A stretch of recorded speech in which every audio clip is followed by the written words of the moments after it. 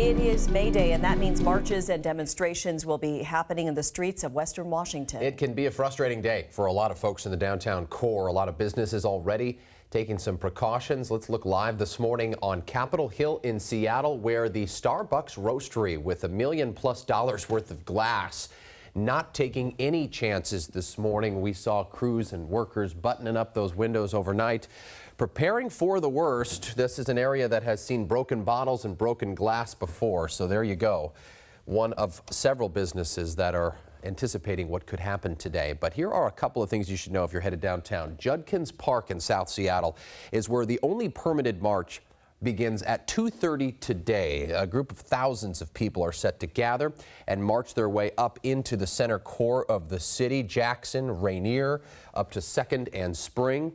That is one of many marches. Again, King County Juvenile Detention Center, another area where we might see protests according to SPD, the SPD East Precinct, Westlake Park.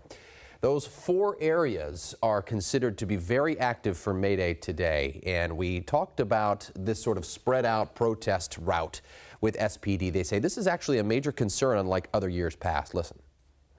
Well, I think that's always a risk, and anytime you get small violent crowds breaking up and moving throughout the city, that's a worst case scenario. So I know the incident commanders have taken that under consideration and staffed appropriately. Now, this is video from last year when we saw that El Comité March for Immigration Rights and Workers' Rights take part through the streets of Seattle. Again, thousands of folks in a peaceful rally. No arrests made in direct result of this march, but there were some offshoot protests, just a handful of arrests. But everything pretty much fizzled out by the end of the day. Not so for Olympia, where there was some major vandalism and violence that erupted. That city says they're prepared to make arrests this year. Violence will not be tolerated.